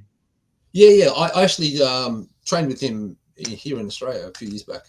Okay, Yeah, I I really did. like the stuff he does. Like me and Rich are getting along really well. I like his approach of outbirthing violence completely before it actually happens. You know, kind of being able not only to spot pre-threat indicators and precursor signs to an attack. That is what any good self-protection instructor will teach you. But Yep. I think that Rich and Pam, they really go in depth into the pre-fight. They always said there is a beginning, a middle, and an end. So you got the pre-fight confrontation, the in-fight Yes. confrontation, and the post-fight Yes. confrontation. And it's like, how do you spot behavioral red flags? How do you actually spot people with a narcissistic personality disorder? And Right. how Yeah. you actually go, right, okay, I don't really like what's been said is not something that a normal person would say, so this is a red flag, and it goes ding, and you're like, okay, I'm going to remove myself and my family from that situation because I Yes. just don't like that person. Do you know what I Yes. mean? Yes. Yes. Before there is even any sign of actual physical threat, there is Yes. what I guess you could call this mental self-protection and emotional self-protection, Yes. which relates to non-physical self-protection. Yes. Yes. Yeah. Yeah. And that will come down to not being there, right? Not being Avoid there, yeah, exactly. See it not being first, there. don't be there. Yes. Yeah. Yes. Yeah. Good, Cool. good, good, good stuff. I tell you what, there are a few questions that I ask everyone. Hmm. Some good little questions, man. First of all, one sec, because I got a little list here. You're in a rush, or you got another five, ten No. minutes? Yeah. All good. All good. Yeah. Cool, cool. Do you actually implement some sort of internal work? Do you do any slow movements like Tai Chi or Qigong styles, or is that stuff that you like doing, or? Uh, I don't, but I do see the benefit in it, and I probably will do that kind of stuff when I get older. Yeah, yeah, um, I think for me, it's as I get older, I think trying to maintain my body and yeah. being able to move well is important. So mobility work is important for me at this stage. Trying to keep my body mobile and um, one of my things I like to do for my mind is I like to cook. Yeah. I cook. Okay. Yeah. I love cooking, and cooking for me is like therapy for me because So meditation. Yeah. Yeah. it's meditation because I'm focusing on what I'm cooking and I'm making something, and there's a result at the end. For me, that helps a lot. Um, Besides that, I don't do a lot of stuff, but I should because I have a very active mind, and I've tried flotation tanks. Oh yeah. Yeah. Yeah. Yeah. Yeah. Yeah. meditation takes, but I find it really difficult to switch my mind off. My brain Mm. is just constantly racing. So I need to implement some more sort of meditation for sure. Yeah. What about breath work? I do a little bit of just deep breathing. I try to sort of breathe through the diaphragm, just Yeah, taking deep yeah, breaths, yeah. expand through. I've also got this little device that's made by Bass Rutten, and it's the CO trainer. It's called. Okay. And what it does to you put it in your mouth, and to suck in air, you have to really suck hard because Mm. it's got a small space to breathe through. All right. So Yeah. it makes you work on your diaphragm, the muscles through your diaphragm, your intercostal muscles, Okay. to get the air in, and then to blow out, it blows out freely, Yeah. comes out easy. But to breathe in And it is makes you work difficult. them muscles. Yes, Yeah. so do a couple of minutes on that. It's kind of it's like a workout. You know, you have to really try and breathe in and out. Mm. I've been trying to do that every day if I can. Yeah, Oh, that's pretty cool. That's pretty cool. yeah. Do you like do you like reading stuff like you see for there is one guy that I really like you know Eckhart Tolle. No, who's that? You know right. If you can, obviously, if you are into that type of thing, yeah, there is a Cool. book called The Power of Now by Okay, Eckhart Tolle. okay, Changed the book that changed my life, man. Really, really good okay. stuff. And it basically teaches you the various ways that you can bring yourself into the present moment. So it's it's basically teach you the very, very roots of what meditation is. And I like his book because he's really made it in a scientifical way. Do you know what I mean? Okay. So yeah, that's pretty cool. That's pretty cool The stuff. the the, the power of now. The Power of Now, yeah, by Okay. Eckhart Tolle. It's a German guy.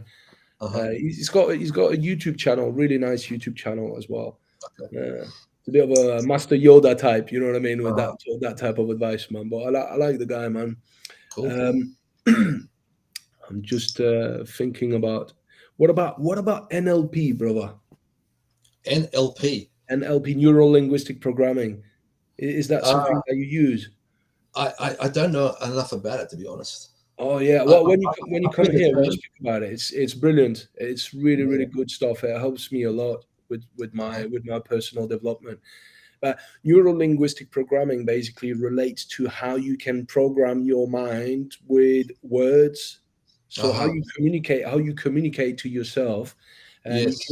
you can use NLP to program your subconscious mind and therefore Right. program your conscious mind through your subconscious mind, or you Uh-huh. can also use NLP to teach.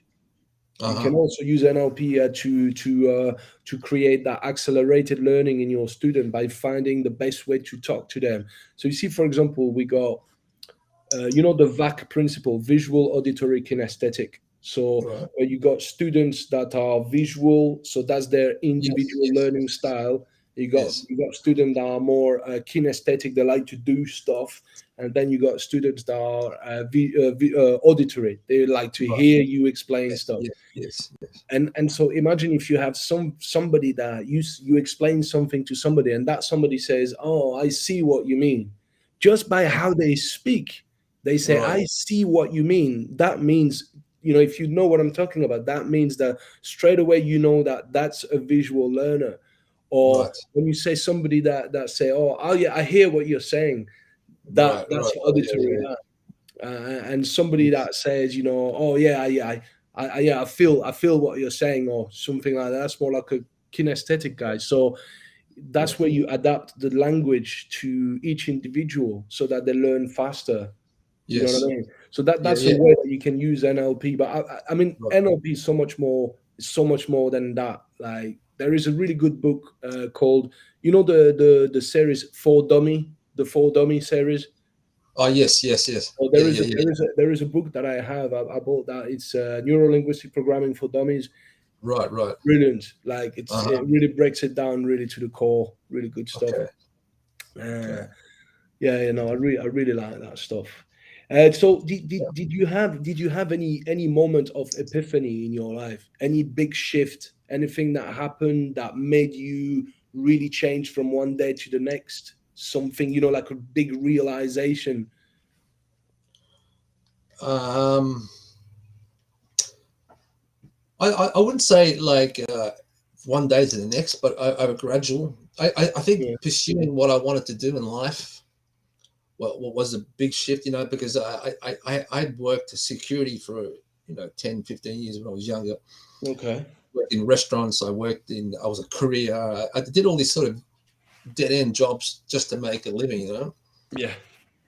At some point, I said, "Fuck it, I'm going to do what I want to do, what I'm good at," and I just made the decision to do that one Mm. day. And I just did everything I had to do from there. I went and did my PT course, became a personal trainer. I traveled to the US to train. I just said, "This is what I'm going to do," and I just Yeah. did it. And I think that was the big thing. And I could have easily stayed on that path, like a lot of people do, Yeah. on that sort of just work for a living and make it, make They ends meet. call it the mediocre Yeah. path. And at some point, I realized, I was given a talent, a passion for a reason, Yeah. and I had to just do it, and I just did it, Yeah. and I'm glad I did. I mean, And I left it too late. No, not too late. Look, better late than never. yeah. I should have done that in my 20s, right? But Well, it took when me. you said late, I've I've Sorry. I've I've seen you around for quite a while, man. I mean, you've been around for quite a while. I remember watching your videos some 10, at Yes. least a good 10, 15 years ago already. You Well, were not already 15. teaching. I started ICS in 2010. Okay. 2010. So that's 13 years ago. Yeah, yeah. Yeah. But I mean, I was training and teaching before that, Yeah. but I hadn't established ICS yet at that point. Okay. Yeah. So that's when I first started. Yeah, yeah, yeah. I just put out a video, just basically to get students here. I wanted to get Yeah. students here, and my my my dream was to travel and teach people overseas, but I didn't Yeah. think that was That's the same attainable, here. right? That was I didn't think I'd be able to do that, right? That wasn't something that was possible, right? But eventually it happened, and I did what I actually dreamed about doing. So I'm pretty proud of myself for being able That's to do good, that. man. So Yeah. how did it work? Did you just one day had someone just sending you an email saying, can you come to my country and Yeah, teach? Or yeah. Well, how it worked is I was teaching out of Melbourne, and I had one video that I put out. It was on Hmm. YouTube and Facebook and all that kind of stuff. Then I had someone in New Zealand ask me, "Do you ever teach overseas?" I said, "Hell yeah, Yeah. I can." And and Yeah. and we spoke and we organized it, and I went over there and I videotaped it. I videotaped a lot of the training, and I put Mm. together a little promo video from that seminar. Put that one out. From that led to another one, and then it went from there. Yeah. Yeah, that's pretty cool. Yeah, that was the same. Like my first. Well, I mean, like I said to you, I grew up in Eastern Europe with my father. So without counting this, Yeah. which was a big deal for me, but my first like international seminar was in France, and that was the same. There's just one guy out of the blue just sent me an email saying, "Oh, I'd like you to come and teach for a couple of Yeah. days." Yeah. Yeah. That the feeling, it's great when you're like, shit, like people see me and I'm like, I get to do what I like, and I go there and share my knowledge, and Yeah. then Yeah. Yeah. then you get a group of people. It's like when people don't know each other at seminars, everybody's looking at each other, don't know each other, and after 6 hours of punching each other in the face, they're all hugging each other like they're Yeah. brothers. Yeah. We've known each other for 10 years. Do you know what I mean? Yeah, yeah, it's great. Yeah, yeah. And like for me, from a kid, I had a really bad stutter when I was a kid. You had a really bad what? Stutter, What's this? a stutter.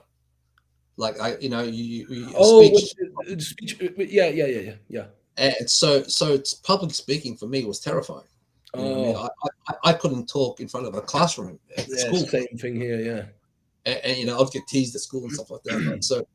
So to go from that to traveling overseas, teaching groups of people, Mm. all looking at me was a big deal for me. It How, was how did you how did you overcome that fear? For me, it was filming. I basically I was the same like you, man. I yeah, mean, I didn't have any stutter problem, but speaking yeah, in front of an audience was really, really difficult. So yeah, I yeah, put a camera in front of me and I filmed myself repeatedly, yeah, repeatedly, repeatedly. Look, the only way I overcome that was just putting myself in that situation. Just just put throw yourself. yourself. Yeah, I had no choice. yeah, It was like I started teaching small groups, and then they got bigger. Then I got a seminar overseas. I said, "Fuck, what am I going to do? Not go?" so no, I you just gotta do it. Yeah, I put myself in there, and I find I'm really scared and nervous at the start. And when I realize everyone's pretty cool and they yeah, kind of respect that's it. you, You then I'm just okay. Then I'm yeah. okay. But Same. I get nervous now. Like if I travel to a country now and teach a group that I don't know, I get really nervous. I get scared. I Yeah, get yeah. butterflies. Same thing here. You know, it takes me a little while to settle in, and once I settle in, I'm okay. Yeah. Yeah, same thing here. When I went to France, uh, I'm French myself. I mean, my first Uh-huh. language is French, even Okay. though I forgot it, bro. I'm better in English now than I am in French because I Yes. left France. I was 12 years old when I left Yes. France. My vocabulary wasn't fully formed. I can express myself in a much deeper way in English than I can in French, and so Yes. Yes. I'm used to teaching French, and so when I went to France, I was, oh shit, how am I going to do? You know what I mean? How am I going Yeah. to teach in French language to that level of standard? That I'm able Right. to teach Yeah. in English. Because you're It's not going as to be confident very with the language. difficult. Yeah. So at first, I remember the guy, the guy that hosted me. He was, gendarmerie, French Um, gendarmerie. It's like the police. uh, It's a bit like a mixture between police and army. It's I see. I see. Right. to Yeah. Yeah. patrol Yeah. the street. Anyway, he was a former gendarme, and he was introducing me to the group, which was like a group of 35, 40 people. And my heart was like, I was Oh like, yeah. oh shit. I was like, yeah, that's it. That it's happening. It's happening. Yeah. And I started to talk. And as soon as I started to, I remembered my game. As soon as I started to talk, that was it. It was gone. Do you know what I mean? It was Yeah. gone. Yeah. The stress was gone. The heart Yes. rate lowered. The Yeah. everything Yeah. happened. I did a seminar in Surabaya, Indonesia, Wow, nice. and there's a video on my YouTube channel on that. And these guys did an amazing. It's Randy out there at there's a Krav Maga school out there, and he did a really good job organizing this big event. Yeah, They had media there. They had uh, the members of the police force and the military there, and they all were there for my event. mm. And man, I was like shit myself, It You're was all such, it was so weird, but it was a good experience. And it was so hot, and I was sweating my ass off, I can imagine that. I've never been to this part of the world, but I'd love it, man. Yeah, It's like people see us like instructors are this badass people that can kick ass now, which we certainly can, but they forget there is a human being under that yeah, that yeah, yeah, yeah. I like we have insecurities, I yeah, have a lot of insecurities, I'm not super confident we're talking to all people. humans. Yeah. I have to put on an act, because Mm. I'm an introvert. Oh I yeah. like to be by myself, hang out by myself. I like my own company. I'm not really a social sort of guy, Yeah, yeah. but when you're teaching, you have to be. You You have have to to be. be, yeah, yeah. So it takes a lot more energy to do that, Mm. and there's a price to pay for that too. If I teach a seminar, 2-3 day seminar, like I'm wiped out for like 3-4 days Yeah, after. yeah, yeah. I mean, even when I Yeah, teach like a 6 hour day seminar, you go back home and you're like, you yeah, don't even want to do nothing. You just fall on your bed like a feather. Like, yeah, yeah, yeah. And yeah. then when you throw in jet lag on top of that, it makes it even worse as well. I can imagine, man, especially for you Yeah, that's on the other side of the world, man. yeah, Yeah, yeah. difficult to cope that. Do you get to sleep on the plane? There's nothing worse than trying to sleep on the plane with that neck pillow. You're like, Oh yeah, I'm not a good sleeper oh, on the it's plane. madness. Unless I got some pills, man. I can't sleep, man. I need some. I need some pills. Oh man. So let's talk about our we got a seminar planned. So it'll be your first time in the UK, Yes. which I'm so surprised about. I mean, I would have thought that you've been in the UK before, you know what I mean? Yeah. Uh Never. I'm honored. I'm honored to be the first guy to Oh, thank you. get you over here, man. That's brilliant. So it's gonna be on the 7th and the 8th of October in Hmm. Manchester. Yep. We'll be using my good friends. He's got a setup. He's got a gym. We'll be using that setup. It'll be from 1 to 6 p.m. And Uh-huh. there's already a nice group of people, and we'll try and get as many people as we can. I know for a fact there's a few people that already emailed me that I don't know of, people from other cities of the UK that are interested to be there. Yep. Luci Del Gaudio, the guy who organizes the Kaizen Martial Art Expo and the Festival of Martial Arts. I think I've seen his name around. Yeah. He said to me he was going to be there, so that's, Okay.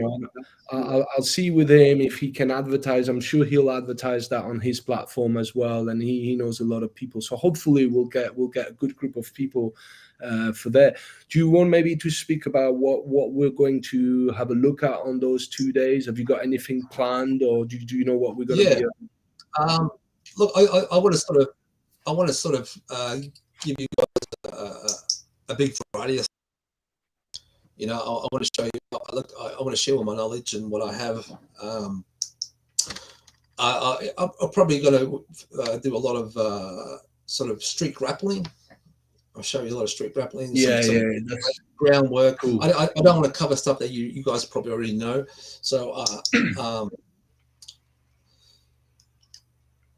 I've got a plan, but I haven't fine-tuned that plan yet. Yeah. But Bring us your special, Peter.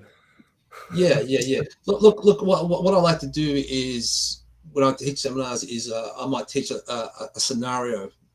For example, someone's standing over top of you trying to punch you or something. Yeah. And then run through all the possibilities that could happen from that position. Yeah. Different variables, different types of escapes, different types of strikes you can do from there, and and problem solving. So if this happens, we do this. If that happens, we do that. So I'll have that kind of structure with a lot of the stuff that we teach. Yeah, that'll be good. Look at some knife stuff, or look at some impact weapon.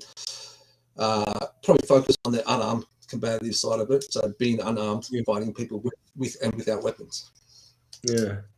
What we could do, I think it'd be nice if we on the Friday night, if we were going out for some food, maybe with with everyone, we'll find like a nice place to go. Obviously, if you want to, if we're not too tired after, there's always people that are up for it after. Some people just want to save their energy for the next day, especially if it's a weekend seminar. So, but yeah, we'll have all that organized. That'll be good, man. That'll be good to have you here, man.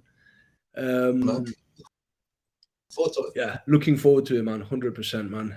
We got a few of my UC instructors, brothers that are gonna be there as well. So you're gonna have some, and you're definitely gonna have some people with competitive level MMA and Thai boxing guys that are gonna be there as well. So it's gonna be good. It's gonna be good. It's gonna be a good group of people. That's what I like. When I do seminars, it's good because people that come to seminars always have some sort of background. It's rare that you have beginners coming to seminars. So that's good. We can jump into the good stuff. Yeah. Do you know that's one thing? When you teach people, and you need to be able to do everyone, but when you got complete beginners coming to you and you got to teach them how to stand and how to punch, and it's one thing, it's needed. If that's what they need, that's what they need. But it's I think it's always more fun, to have people that are more advanced, and now you can think outside the box. Now you can start developing skills, and no, that's good stuff. Because the way I see it is like, if you're an instructor, you're teaching in your local area, a lot of times you are teaching new people, beginners. Yeah. And it can be a little bit unrewarding in a way, because we are the equivalent of, say, a university professor, right? And you're teaching primary school kids ABC. Yeah. 1, 2, 3. It gets a bit boring. You know what I mean? But when you go to a seminar, you have people already up there. They're already at a higher level, and you can teach them. You can share that knowledge, and it is more rewarding as far as professionally. Yeah. No, Yeah. for sure, man. And I understand that, man. It's the same. Although I still do, I still do from time to time teach, beginners, people that that don't know stuff. But it I'm is always what teaching it beginners. I'm always is. teaching beginners. Like more than 60% of my training people is beginners. Yeah. Okay. Yeah, yeah. Uh, A lot of times you get new students, or have one-on-ones. Private yeah. training with new people that want to learn. So you're always teaching beginners. Yeah. Do you have weekly classes in Melbourne? I run 3 classes a week. 3 classes a week. Oh, that's Three good. classes a week, and we run sort of courses and seminars monthly. Oh, that's good. That's good. Yeah, That yeah, you yeah. see, that's the next step for me is starting to do like weekly classes. I will start to do that hopefully this year, because that's one thing when you teach every week. Now it forces you to you have to be creative. You have to be much Yes. more creative when you teach every Yeah, week, a couple of days yeah, a yeah. week. Yeah, yeah, and that can be challenging when you have a variety of different skill levels in the same class as well. Yeah, So you might have guys that have trained you for 5 years, and then you got first day, people come on the first day. yeah. So that can be a bit challenging too. First day, And Dave. yeah, yeah. And if you have, if you have one of these big schools, you can have a beginner class, you can have advanced class. Mm, But I don't have a big enough student base to do that. So I have to run just yeah, one class for everyone. yeah. Yeah. Okay, I'll tell you what. So to wrap it up, I'll wrap it up with a couple of questions that I ask everyone. That was the questions I was going to ask Yep. you earlier before I realized that I had some more questions I didn't ask you. But, so if you could go back in the past and do something differently, what would it be? I think I would still choose what I'm doing now, but Yeah, I would have done it just earlier. I earlier. I would have traveled in my 20s to train in other countries. Yeah. Okay. Um, I didn't have the opportunity, or the confidence, or the know-how back then. But Mm, I think what I'm doing is what I was meant to be doing. So I don't think I'll change too much. okay. Yeah. It's good, is At the end of the day, a lot of people actually answer like that, and there's even people that said nothing. That I just answer to that question, nothing. I wouldn't change nothing because if I would change the slightest little thing, I wouldn't be who I am today. God knows where I would be, what sort of experience I would have. I That's just true. wouldn't be who I am today because I am who I am because of the Because of that. experiences. Yeah, Yes. no, Correct. it's interesting. What about what advice would you give to younger generations? So if you had like a 100,000 young people from age 6 to age 15 looking at you right now, what would be your message to them? I would say find what you're passionate about. Find what talent you have, and then pursue that. Yeah, While you pursue that, that can change. You can go one yeah, way and then go another way, but you have to start on that path first. Don't get caught in this mainstream mentality. Where you have to have a degree, or you have to have a trade, or yeah, sort of mainstream way of thinking that I was told when I was a kid, that if you don't get a trade or go to school, you're going to work in a factory. This, yeah, this, is what, this is what I was told as a child, yeah, and I wasn't good at school. I didn't want to do a trade. So I had this, fuck, what am I going to do? mm, But there was of course, there was way more options I could do. But, uh, but if I was told, that you can pursue what you're good at, yeah, what you're passionate about, that would have helped out a lot. So I would say go towards what you're good at. mm, Hopefully you have a good network of people or family that will help you go there, and not actually deter you from that, because that can yeah, hurt you as well. yeah. Yeah. It's all about learning to think outside the box from a young age. It's not being taught what to think, but how to think. How to think? Yes, Yeah, yes, from a young age. No, yeah, quite similar for me. Like quite similar advice I would give to yes, younger generations. yeah. So tell you what, bro. That was amazing. That was a great, great little, almost 2 hours. Good stuff, Peter. Is there Sure. anything that you want to plug in? Do you have a website? Do you sell any courses? Your next seminar? Anything that you want to plug in? Just go ahead. We might get. Um, Website is icscqc.com. Okay. You can find me on Instagram, Facebook, Peter Sciarra, Integrated Combat Systems. We have a YouTube channel. Well, we have the UK course coming up in October, and also we have an advanced instructor course in Portugal, which is a 3-day course. People that can qualify for that are the people that have done the basic instructor course, but anyone is welcome to attend. If you want to come and train for knowledge, you can do that as well. So it's open to everyone.